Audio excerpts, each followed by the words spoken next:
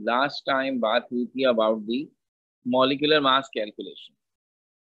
दो स्ट्रक्चर्स हमने आपको बिल्कुल आखिर में किंग कॉन्ग स्ट्रक्चर करके दे दिए थे, और वो दोनों थे, एक था potash alum that is K2SO4 dot Al2SO4 taken thrice with 24 water of crystallization। और हमें जवाबात, खुशी की बात है, आपके मौसूल हुए थे। और फिर वही बात है कि काम करने वाले बच्चे, पढ़ने वाले बच्चे हर बात को रेस्पॉन्ड, क्लास में बच्चे 70+ हैं और रेस्पॉन्सेज जो हमें ग्रुप में आए बहरहाल उससे बहुत कम आए हैं, जिसका मतलब है कुछ लोगों ने लिफ्ट कराने की जरूरत ही नहीं समझी। उन्होंने देखा 6-8 बच्चों के जवाब आ गए और करने के अभी ठीक है, चलो फिर क्या होता रहा। ये सही एटीट्यूड नहीं होता।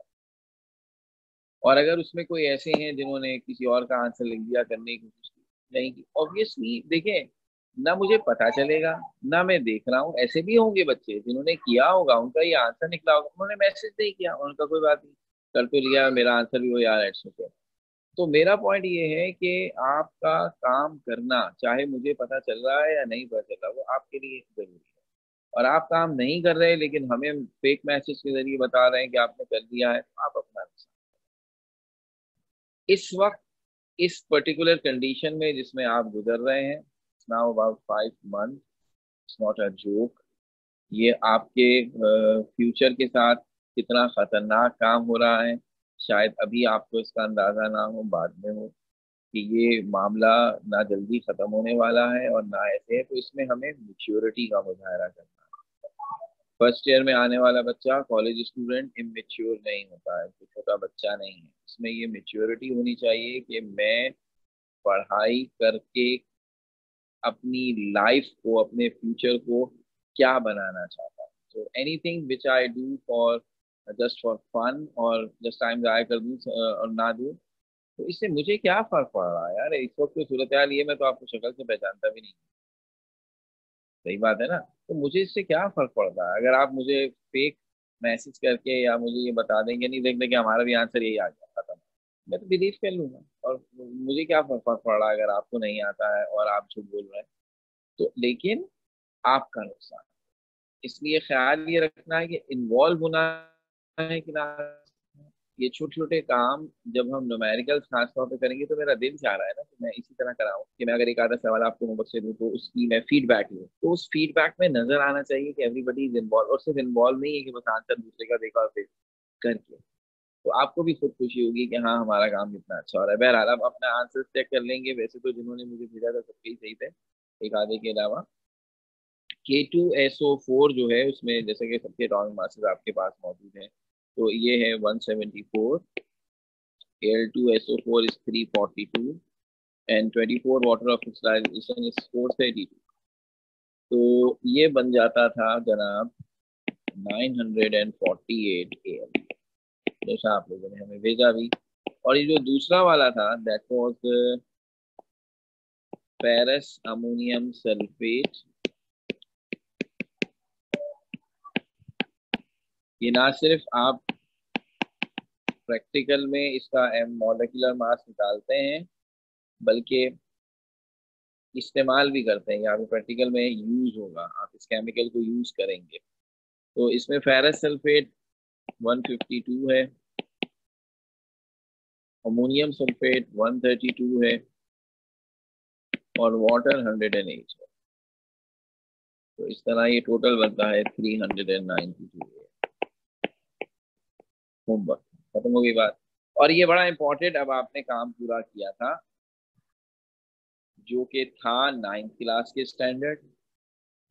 दो बातों की वजह से हमने इसे टाइम दिया, और बिल्कुल भी जल्दी जल्दी या ये समझ के नहीं कराया है कि चलो रिवीजन है, बल्कि इसको इस तरह कराया है जिस तरह किसी को पहली दफा अगर ये पढ़ना पड़े तो कैसे। पूरा टाइम दिया, क्यों? दो वजूहत थी। एक, बच्चों ने 9th क्लास में ये पढ़ा है, ज्यादातर बच्चों ने जिन्होंने जाहिर सी बात है कराची बोर्ड से पढ़ा हुआ है। 1 साल का गैप आ गया, अमूमन बच्चों को याद नहीं रहता। दूसरा, ये काम मैंने अपने सिलेबस में ऑलमोस्ट हर न्यूमेरिकल में करना है। तो जब मैंने हर न्यूमेरिकल में करना है तो मैं जरा सा भी उसमें रिस्क नहीं ले सकता। यानी ये वो काम है जिसके अब इसे करने का कोई नंबर नहीं है। यानी अगर फर्ज कर ले एक न्यूमेरिकल है, उसमें आपने मॉलिक्यूलर मास से ही निकाल दिया और फिर आगे नहीं किया न्यूमेरिकल, अंडा मिलेगा, कुछ भी नहीं देंगे, वो कहेंगे क्या है। और अगर ये गलत कर दिया तो बाकी न्यूमेरिकल हो ही नहीं सकता आपसे। तो आसान मगर बड़ी सेंसिटिव और अहम चीज है। There is no margin of error. अगर मैं जल्दी जल्दी 1000 दफा भी मॉलिक्यूलर मास निकालूं तो एक गलती भी नहीं चाहिए। एक गलती का भी मतलब है कि हमने काम खराब कर दिया। ये इतना सेंसिटिव काम है। बहरहाल अब देखते हैं इसका इस्तेमाल कर रहे हैं ना, इसके लिए फिलहाल शुरू करवाया था मैंने। अब आपको दोबारा याद आ जाएंगी, 2-3 लेक्चर्स पुरानी बात थी। चार्ल्स लॉ खत्म किया था और कहा था अब तीसरा लॉ पढ़ना है, which is Avogadro's law, which is the relation of the gas volume and it's number of moles. तो अगर ये इसके और नंबर ऑफ मोल्स का आपस में रिलेशन है तो मोल्स पहले समझना होगा। तो अब मोल्स के लिए मुझे इसकी जरूरत थी, तो अब पढ़ लिया है। अब आते हैं मोल की तरफ।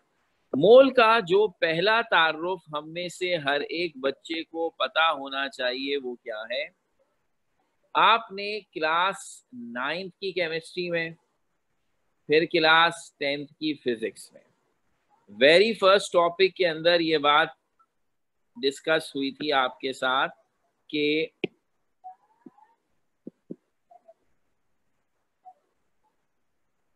एसआई यूनिट्स होते हैं। और SI units, there were 7 basic SI units जो हम पढ़ते हैं। और वो 7 बेसिक एसआई यूनिट्स 9th की केमिस्ट्री वालों ने भी पढ़ा है, मैट्रिक की फिजिक्स वालों ने भी पढ़ा है। 7 क्वांटिटीज थी, अगर मैं और आप रिकॉल करते हैं साथ साथ। एक थी मास, उसका यूनिट था किलोग्राम। ये सिस्टम इंटरनेशनल स्टैंडर्ड यूनिट से मास, मास का यूनिट था किलोग्राम। डिस्टेंस, डिस्टेंस का यूनिट था मीटर। टेम्परेचर, टेम्परेचर का यूनिट था kelvin. Electric current, electric current का यूनिट था एम्पियर। टाइम, टाइम का यूनिट था सेकेंड। इंटेंसिटी ऑफ लाइट, और इंटेंसिटी ऑफ लाइट का यूनिट था कैंडिला। और फिर आखिरी चीज थी अमाउंट ऑफ सब्सटेंस, जिसका यूनिट था मोल। इसका मतलब है कि पहली बात जो मैं इस मोल से रेलेवेंट आपसे करना चाहूंगा वो क्या है, it is the SI unit of amount of substance. अच्छा, अब यहां से जैसे ही मैंने ये जुमला लिखा, पहले आपने भी रट्टे लगाए हुए, इसमें ऐसी क्या बात है, तो मुझे एक उलझन होती है। लफ्ज अमाउंट ऑफ सब्सटेंस में और मास में क्या फर्क है। मास को हम कहते हैं क्वांटिटी ऑफ मैटर। तो जरा इंग्लिश से इंग्लिश ट्रांसलेट मारिए ना, क्वांटिटी और अमाउंट में क्या फर्क है, की तो बात है। क्वांटिटी का हूं, अमाउंट का हूं, नो प्रॉब्लम। सब्सटेंस का हूं या मैटर का हूं, एक ही बात है। तो कोई कहे क्वांटिटी ऑफ मैटर या कोई कहे amount of substance, it sound same. Translate करूंगा तो इंग्लिश के लिहाज से दोनों का एक ही मतलब है, साइंस के लिहाज से फर्क है। देखिए, जब भी आप किसी चीज की क्वांटिटी लेते हैं ना, किसी चीज का अमाउंट लेते हैं डेली लाइफ में, अब गौर कीजिएगा, मेरी बात गौर से सुनिएगा, मजा आएगा। आप अपनी डेली लाइफ में भी जब कोई चीज खरीदने जाते हैं बाजार से, घर वाले कहते हैं चलो आज सब्जी खरीदनी या घर का जो सौदा लेना है तुम जाओ, बड़े हो गए, कॉलेज में आ गए भाई, जाओ। तो जब आप ये जिम्मेदारी आज आप पे पड़ी, जाओ जाकर स्टोर से ले आओ ये चीजें, तो आप दो बातें पूछेंगे घर वालों से, क्या लाना है और कितना लाना है, ये पता होना चाहिए ना। और दुकान पे जाके थोड़ी सोचेंगे अरे लाना क्या था। तो दो चीजों की इन्फॉर्मेशन घर वाले पर्ची बनाकर देते हैं, जबानी बता दें, वॉट एवर। ज्यादा चीजें होती हैं तो पर्ची मिलती है, कम चीजें होती है तो जबानी बता देते हैं, लेकिन ये दो इन्फॉर्मेशन चाहिए, क्या लाना, आलू लाने कितने, अंडे लाने कितने, दालें लानी है कितनी, यही होगा ना, नाम चीज का और उसकी मिकदार। अच्छा, अब जरा सोचना शुरू करें। ये एक ऐसी बात है, ये एक ऐसी बात है जो आप पढ़े लिखे लोग आप तो जानते ही जानते हैं, लेकिन जो बिल्कुल ही जाहिल लोग हैं हमारी सोसाइटी की, जिन्होंने कोई पढ़ा लिखा नहीं है, मिसाल के होते ना चौकीदार या जो बेचारों ने पढ़ा नहीं है, उनको भी पता होती है, क्योंकि ये कहलाती है कॉमन सेंस। सुनिएगा गौर से। आप बाजार से चीज लेने जाते हैं, दो तरीके हैं चीजों का अमाउंट बताने के। आपने दुकान पे खड़े हुए, जनरल स्टोर, हर चीज मिलती है, आलू दे दो भाई, कितने? 2 किलो। उसने 2 किलो आलू वे किए आपके सामने अपने वेइंग मशीन पर, बैलेंस पर दे दिए। भाई ये टमाटर भी चाहिए, कितने? 1 किलो। चलो भैया टमाटर निकाले, 1 किलो दे दिए।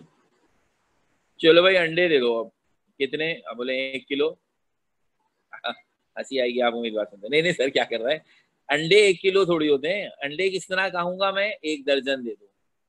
अब वो जो 1 दर्जन अंडे मुझे चाहिए, वो अंडे वो बैलेंस पे रख के तोलेगा टमाटर और आलूओं की तरह?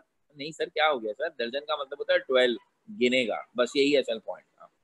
आपको भी एहसास होगा कि जब आप कुछ चीजें बाजार से खरीदते हैं ना, तो कुछ चीजें बाय मास ली जाती हैं, मेजर करके। आप कहते हैं 1 किलो दे दो, 2 किलो दे दो, 2.5 किलो दे दो, 5 किलो दे दो। तो वो जो किलो में आप चीज मांगते हैं वो कोई गिन के नहीं देता। आप कहें 2 किलो आलू और वो गिनकर 5 आलू आपके हाथ में पकड़ा है, आप तो लड़ पड़ेंगे, अबे तोल कर दिखाओ। पता नहीं 5 में 2 किलो पता हो जाते हैं, क्या पता तुमने कम दिए हो। मेजर करके लेते हैं आप। तो मास जो है, जो किलोग्राम में नोट किया जाता है, वो हमेशा मेजर करके लिया जाता है। और दूसरा तरीका चीजों की क्वांटिटी बताने का है नंबर। 1 दर्जन का मतलब है 12। आप 12 भी कह सकते हैं, आप डजन भी कह सकते हैं, आप हाफ डजन भी कह सकते हैं, आप 6 भी कह सकते हैं, आप 2 डजन भी कह सकते हैं, आप 24 भी कह सकते हैं, एक ही बात है ना। लेकिन जब ये क्वांटिटी आप बताते हैं तो सामने वाला आपको चीज गिन कर देता है। आप कहें 1 दर्जन अंडे और वो अंडे तोलना शुरू कर दे, तो आप लड़ पड़ेंगे। आप कहेंगे तोल काय करो भाई, गिन के दो हमें। दर्जन का मतलब है 12। समोसे खरीदने जा रहा हूँ 1 दर्जन, अभी इतनी बारिश जबरदस्त, समोसों का मौसम, क्या याद दिला दिया सर। तो 1 दर्जन समोसे, तो 1 दर्जन समोसे गिन के मिलेंगे, 1 2 3 4 5 6 7 8 9 10 11 12, मेजर करके नहीं मिलेंगे। ये है तरीका, ये नॉर्मल लाइफ में हर आदमी जानता है कौन सी चीजें गिन के मिलती हैं, कौन सी चीजें तोल कर मिलती हैं। इसका मतलब है क्वांटिटी या अमाउंट को बताने के दो तरीके हैं, एक बाय मेजरमेंट, एक बाय काउंटिंग। तो हमने साइंस में ये तरीका बना लिया कि जब आप क्वांटिटी ऑफ मैटर कहेंगे तो उसका यूनिट किलोग्राम है, और वो मेजर करके तोल कर मिलेगा, तराजू में बैलेंस में तोल कर देंगे। और अगर दूसरा तरीका है जिसमें आप नंबर बताते हैं और गिन कर लेते हैं काउंटिंग के जरिए, उसे नाम दे दिया अमाउंट ऑफ सब्सटेंस। तो अमाउंट ऑफ सब्सटेंस काउंटिंग के जरिए मिलेगा आपको, और क्वांटिटी ऑफ मैटर मेजर करके। तो जो मेजर करके मिलेगा उसका नाम मास रखा है, और जो काउंट करके मिलेगा उसका नाम अमाउंट ऑफ सब्सटेंस रखा है। तो अब मास का यूनिट तो किलोग्राम है, वो 1 किलोग्राम थोड़ी है, तो बहुत सारे स्टैंडर्ड यूनिट किलोग्राम है, वरना मास मिलीग्राम में भी नोट होता है, सिर्फ ग्राम में भी नोट होता है, टन में भी नोट होता है, इतने टन है, होता है ना। सब चीजों में छोटे बड़े यूनिट बहुत हैं। इसी तरह अमाउंट जब आप गिन कर लेते हैं तो उसका यूनिट क्या है, टेक्निकली उसका यूनिट है नंबर। आप कहेंगे 2 पेंसिलें दे दो, तो ये नंबर 2, आपने जो नंबर बताया दैट इज द वे, पता चल गया।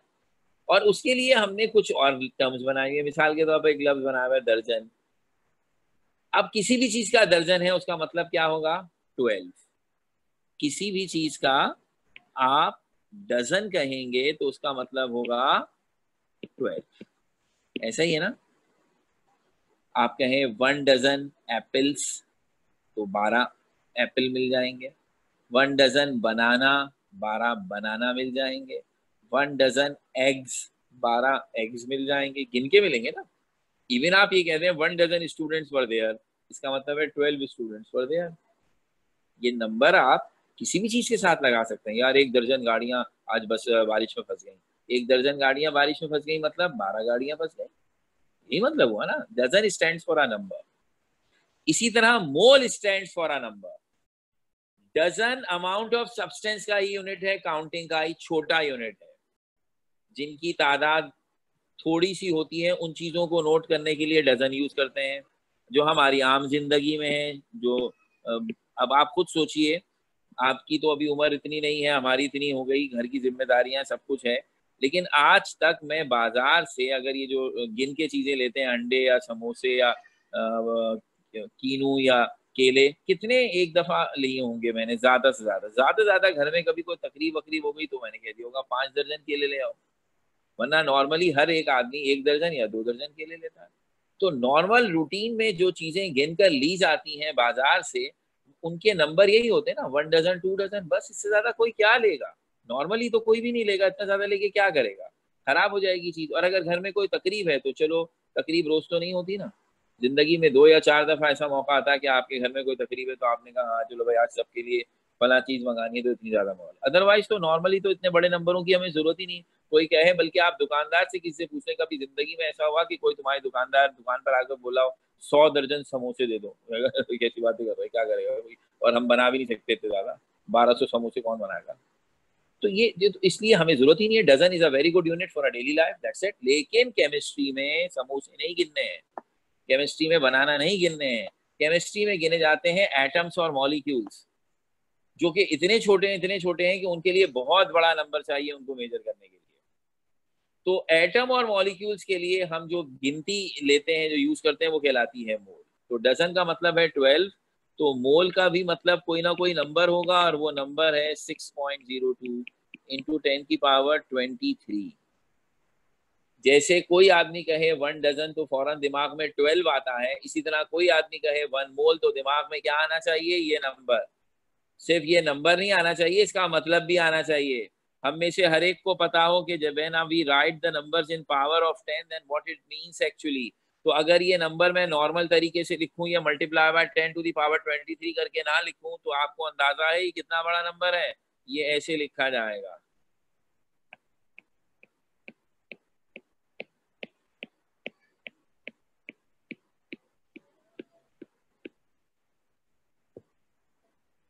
602 के बाद मैंने 21 जीरो लगाए हैं। ये आप पढ़ नहीं सकते हैं, आप तो खैर बहुत सारे नंबर नहीं पढ़ सकते, गिनती बहरहाल जरा बड़े नंबर हो जाए तो अक्सर बच्चे उसकी गिनती गिनने में कंफ्यूज हो जाते हैं। भाई 3 डिजिट होता है तो 100, 4 डिजिट होता है तो 1000, 5 डिजिट होता है तो 10,000, 6 डिजिट होता है तो 100,000, 7 डिजिट होता है तो उसे मिलियन कहते हैं। मैं अभी इंग्लिश वाले लफ्ज यूज कर रहा हूँ, उर्दू में जो था ना लाख 10 लाख ये वाले नहीं यूज कर रहा, इंग्लिश वाले million. 10 million 8 digits, 9 digits 100 million, 10 digits billion, 10 digits billion, 13 digits trillion, 16 digits quartillion. ये नाम भी इतना नहीं सुना, ट्रिलियन तक तो फिर कभी कभी सुन लेते हैं। इसमें कितने डिजिट हैं, 23। तो इसका तो नाम काम बहुत ही ज्यादा आखिर में कहीं जाकर आएगा, बिलियन, ट्रिलियन, क्वार्टिलियन, फिर होता है वो पेंटलियन, हेक्सिलियन, सेप्टिलियन, फिर कहीं जाके आता है। यानी ये नाम नंबर तो हम नॉर्मली इस्तेमाल भी नहीं करते, हम में से ज्यादातर इतने बड़े बड़े नंबरों को यूज भी नहीं करते। तो इसका मतलब ये हुआ कि इसीलिए तो फैसला किया कि ना पढ़ना पड़े और ना लिखना पड़े इतने सारे जीरो के साथ। तो लिखते लिखते ही आदमी थक जाएगा, और फिर एक जीरो भी कम ज्यादा हो गया फिर बैठ के गिन रहा होगा, भाई है कहीं एक जीरो कम हो गया पता नहीं क्या हो जाए। लेकिन अगर यही नंबर इस तरह लिखा जाए कितना आसान होगा, पढ़ना भी आसान और डर भी नहीं है। 23 लिख दिया, खत्म बात, पूरे जीरो हो गए। बहरहाल ये बहुत ह्यूज नंबर है, ठीक है। तो जब आपको ऐसी चीजों की क्वांटिटी बतानी हो जो और क्वांटिटी नंबर के लिहाज से जो थोड़े से हैं, तो डजन इज एप्रोप्रिएट यूनिट। और हमारी नॉर्मल लाइफ की जो बड़ी बड़ी चीजें हैं उनमें ये चलता है। लेकिन अगर आपको बतानी हो छोटी चीजों की तादाद, लाइक एटम मॉलिक्यूल्स, तो you need a big numbers. और ये कॉमन सेंस है, जरा सोचिएगा। आप अगर बाजार से जाकर 1 किलो, आजकल आमों का सीजन है, आम ले आए 1 किलो आम, और गिनिएगा कितने आम आएंगे। अगर एक नॉर्मल साइज के आम है तो ज्यादा से ज्यादा 4 आम बहुत हो गए। अगर नॉर्मल साइज के हैं तो वो 1 किलो बनता है, क्योंकि जरा बड़े बड़े आम है ना, तो 4 आम से ही 1 किलो हो गया। अच्छा, फिर खुबानियां आती हैं, जरा छोटी छोटी होती हैं उसके मुकाबले में, वो 1 किलो लूँ तो 12 10 12 आ जाएंगी सर। आपका दिमाग कैलकुलेट करेगा। जब चीज का साइज छोटा हुआ तो 1 kg में उसके नंबर बढ़ गए। आम बड़ा है तो 4 आम से 1 किलो बन गया। खुबानी छोटी है तो 12 खुबानियों से 1 किलो बना, या 10 से बना, चलो। अच्छा, अगर मैं 1 किलो चावल लेकर आऊं तो उसमें कितने दाने आएंगे? ओहो, आप एकदम क्लिक कर गए, अरे सर गिनेगा कौन। अब चावल के दाने कितने छोटे छोटे हैं। तो 1 किलो, मैंने वही 1 किलो लिया है, मेरे सामने इस वक्त 1 किलो आम पड़े हैं, 1 किलो खुबानियां पड़ी हैं, 1 किलो चावल पड़े हैं, और मैं कहूं कि इनके नंबर्स गिनो, आम सिर्फ 4 हैं, खुबानियाँ 10 हैं, और चावल के दाने सर गिन रहे हैं, 10 मिनट तो हो गए गिनते हुए, वो कोई हजारों में चले जाएंगे। मैंने खुद कभी नहीं गिने, लेकिन मेरा रफली अंदाजा है कम से कम 4 से 5 हजार दाने आ जाएंगे 1 किलो में। तो एटम तो चावल के दानों से भी बहुत छोटे होते हैं ना।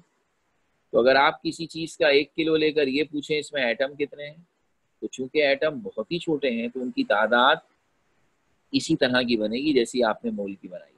तो 10 की पावर 25 या 24 या 23 या 22 ऐसे बन रही होगी। यही वजह है कि साइंसदानों ने कहा जब आप एटम्स की तादाद गिने किसी भी सैंपल में जो ग्राम्स में या किलोग्राम्स में हमें मिला है, तो एटम इतने एबनॉर्मली ज्यादा होंगे, तो उनके लिए फिर वैसा ही यूनिट बना है। तो नॉर्मल लाइफ की चीजों के लिए डजन, जिसका मतलब है 12, और केमिस्ट्री के एटम मॉलिक्यूल्स के लिए मोल, जिसका मतलब है 6.02 इंटू 10⁻²⁰। ठीक हो गई बात। तो एक आसान तरीन डेफिनेशन, अगर कोई हमसे कहे what is 1 mole, 1 mole stand for 6.02 into 10⁻23 particles. अब वो पार्टिकल एटम है, मॉलिक्यूल है, या किसी और का नाम है, बस इवन अगर आप, वो प्रैक्टिकल बात नहीं है, लेकिन आप कहें 1 मोल ह्यूमन बींग्स, तो इसका मतलब है कितने ह्यूमन बींग्स, 6.02 इंटू 10⁻23। भाई माफ कीजिएगा, ये तादाद ये जो हमने कह तो दिया, लेकिन ये प्रैक्टिकल बात क्यों नहीं है। हमारी पूरी दुनिया की आबादी इस वक्त तकरीबन 6 बिलियन है, और 6 बिलियन का मतलब है 6 इंटू 10⁻9। सारे लोग भी ले लूं तो भी वो मोल के करीब नहीं पहुंच पा रहे। तो mole is a very very very very huge number. ये हो गया बैकग्राउंड। अब केमिस्ट्री वालों को एक चीज की जरूरत रहती है, वो चीज क्या है, वो चाहते हैं कि ये बात तो तय हो गई, गौर से अब सुनिएगा, ये बात तो तय हो गई कि मैं किसी भी चीज का 1 मोल लूं, उसमें पार्टिकल्स के नंबर कितने होंगे, 6.02 इंटू 10⁻23। बिल्कुल इसी तरह जिस तरह अगर मैं किसी भी चीज का 1 डजन लूं तो इसका मतलब होगा 12। अब मैं आपके सामने कंपैरिजन कर रहा हूं दो चीजों का। मैंने कहा 1 डजन एग्स, इसका क्या मतलब हुआ, 12 eggs। मैंने कहा 1 डजन मैंगो, इसका मतलब हुआ 12 मैंगोज।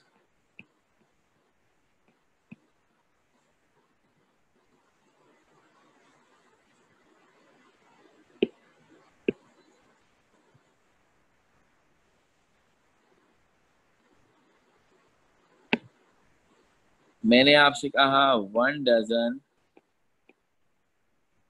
कार्स, प्रॉपर गाड़ी कौन सी वाली, टोयोटा करोला, तो इसका क्या मतलब हुआ, 12 टोयोटा करोला कार्स।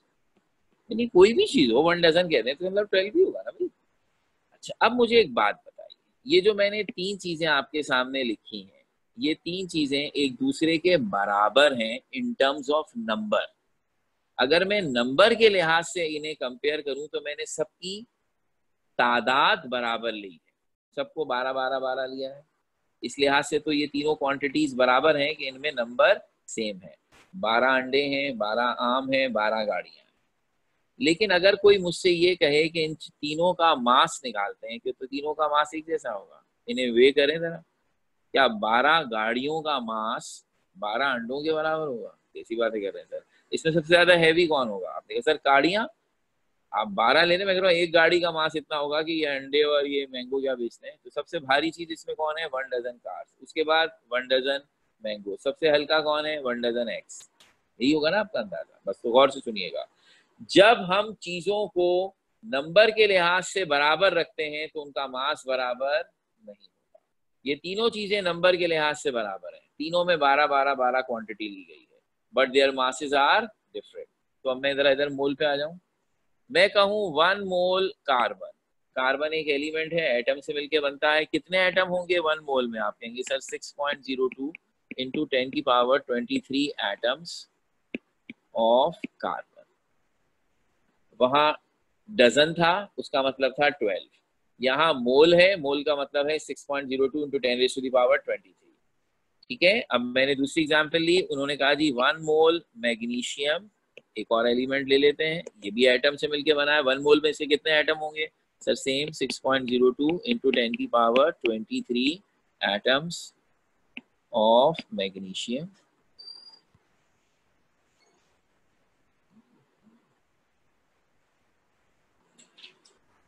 इसी तरह 1 मोल ऑफ आयरन, एक और एलिमेंट ले लिया, ये भी एटम से मिलके बना है। 1 मोल है तो इसमें कितने एटम हुए, 6.02 इंटू 10⁻23 एटम्स ऑफ आयरन।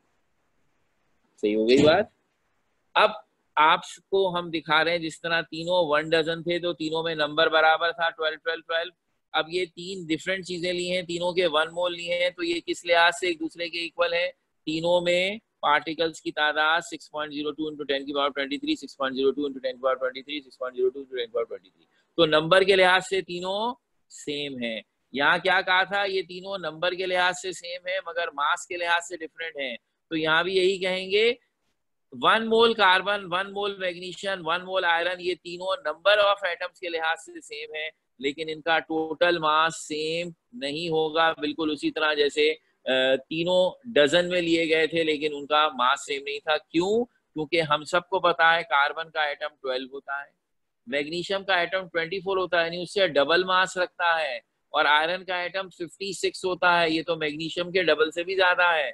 तो ये वही वाली बात हो गई, अगर मैं आयरन के 1 मोल एटम जमा करूंगा तो चूंकि आयरन के एटम ज्यादा मास रखते हैं ये सबसे हैवी होगा, मैग्नीशियम उसके बाद और कार्बन उसके बाद। इन शॉर्ट वही एप्लीकेशन जो वहां डजन में की है वही आप यहाँ केमिस्ट्री में भी करें कि अगर आप मोल लेते हैं सबके बराबर तो उसमें एटम्स की तादाद बराबर आएगी, लेकिन चूंकि हर एलिमेंट के एटम का मास अलग अलग होता है इसलिए उनका मास डिफरेंट होगा। कार्बन के 1 मोल का मास और मैग्नीशियम के 1 मोल का मास और आयरन के 1 मोल का मास एक दूसरे के बराबर नहीं होगा, लेकिन उनमें एटम्स की तादाद एक दूसरे के बराबर होगी। बिल्कुल उसी तरह जैसे 1 dozen eggs, 1 dozen mangoes, 1 dozen cars में तीनों में तादाद 12 है, बराबर है, लेकिन तीनों का मास बराबर नहीं।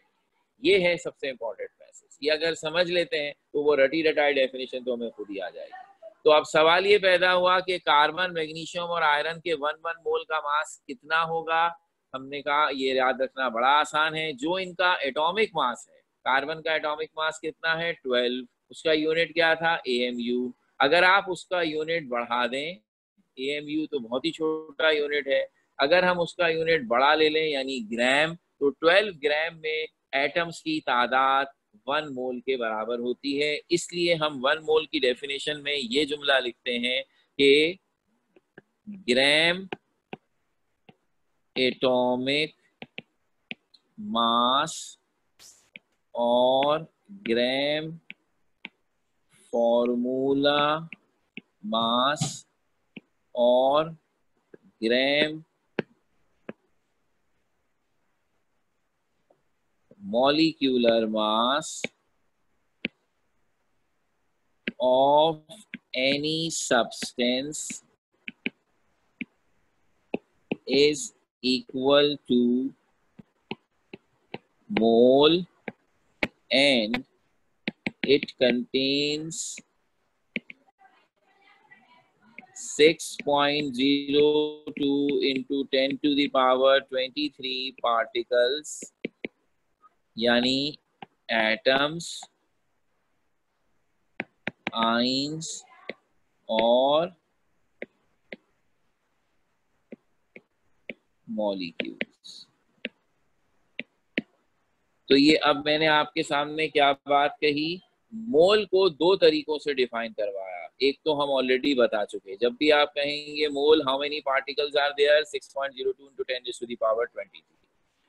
और फिर अब ये डेफिनेशन में कहा कि अब सवाल ये पैदा हुआ कि अगर मैं चाहूं कि मुझे 1 मोल का मास मिल जाए तो उसके लिए क्या हिंट हमने दिया, आप जिस चीज के भी 1 मोल की बात करेंगे आप उस चीज का, अगर वो एलिमेंट है तो उसका एटॉमिक मास होगा, उस एटॉमिक मास को ग्राम में ले लें तो बन जाएगा ग्राम एटॉमिक मास। अगर वो कंपाउंड है तो उसका मॉलिक्यूलर मास होगा, आप उसका मॉलिक्यूलर मास ग्राम में ले लें वो कहलाएगा ग्राम मॉलिक्यूलर मास। और अगर वो चीज आइन से मिलकर बनी है तो उसका फॉर्मूला मास होगा, आप उस फॉर्मूले मास को ग्राम में ले लें तो वो कहलाएगा ग्राम फॉर्मूला मास। तो एक दो छोटी छोटी बातें यहाँ आ गई। पहली बात तो ये कि एटॉमिक मास हम जानते हैं, हमने अभी उन एटॉमिक मासेस को यूज किया है और किस काम को लिए, मॉलिक्यूलर मास निकालने के लिए। लेकिन ये जो तीसरा नाम आपने यूज कर दिया ये एकदम से नया नाम आ गया, तो ये सिर्फ नाम ही आएगा, आपको इसकी जरूरत नहीं पड़ेगी, इसलिए इसकी टेंशन मत लीजिएगा। ये असल में इस बात के लिए है कि मैंने बार बार कहा एटम पार्टिकल्स तीन तरह के होते हैं, एटम्स, मॉलिक्यूल्स और आइंस।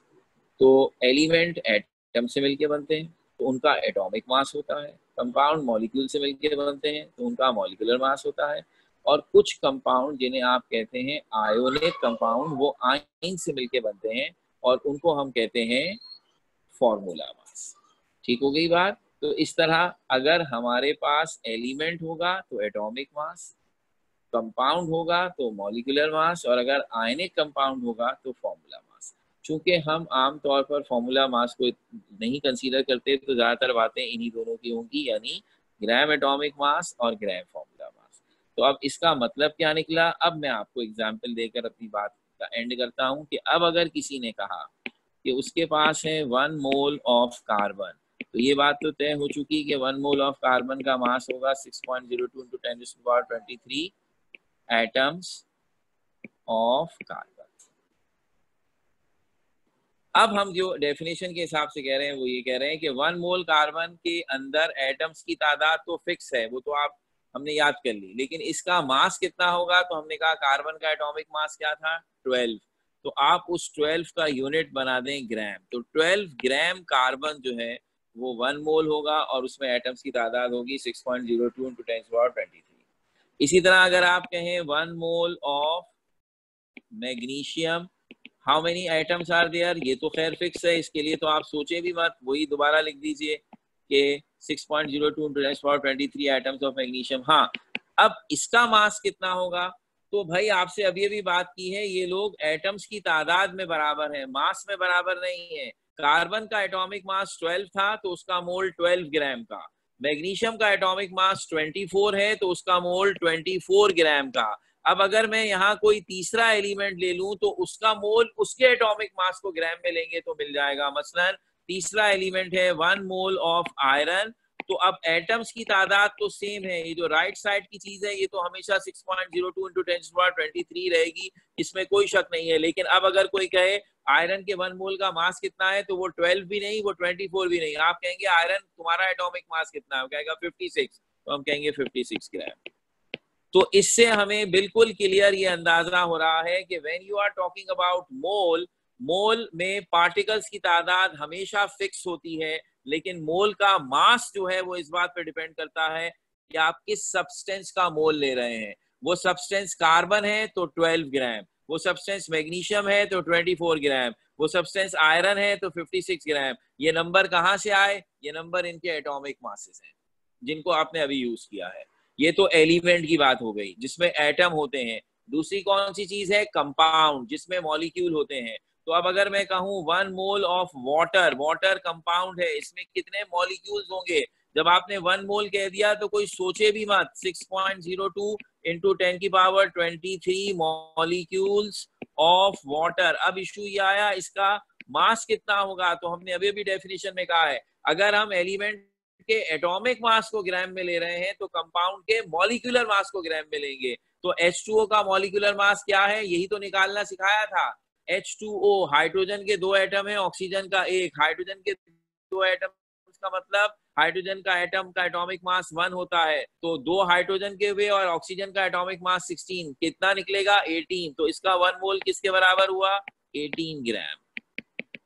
मैं कंपाउंड चेंज कर दूं, मैं कहूं 1 मोल ऑफ C6H12O6, ये था ग्लूकोज, इसमें कितने मॉलिक्यूल होंगे 6.02 × 10⁻23 मॉलिक्यूल्स ऑफ ग्लूकोज। अब मास कितना होगा, तो क्या करोगे, इसीलिए तो मॉलिक्यूलर मास सिखाया था, आप फौरन C6H12O6 का मॉलिक्यूलर मास निकालेंगे। कार्बन का एटॉमिक मास 12, हाइड्रोजन का 1, ऑक्सीजन का 16, कितना निकलेगा 180, तो इसका कितना आ जाएगा 180 grams of water glucose C6H12O6। ये है कॉन्सेप्ट। फॉर्मूला मास में जानबूझ के डेलिबरेटली इग्नोर कर रहा हूं कि वो डेफिनेशन में उसका नाम ले लिया क्योंकि उसकी हमें जरूरत नहीं पड़ेगी, तो खामखाई में उसमें कंफ्यूज होने की जरूरत नहीं।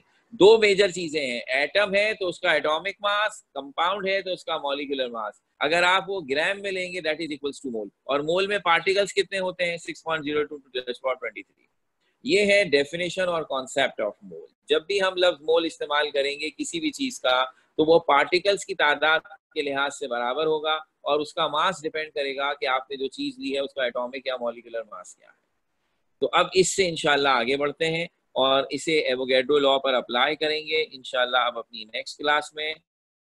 तो नेक्स्ट क्लास में ये जो मैंने आज लिखा है ये मैं आपको स्लाइड्स भी शेयर कर दूंगा और फिर इंशाल्लाह यहाँ से कंटिन्यू करते हैं। Thank you very much.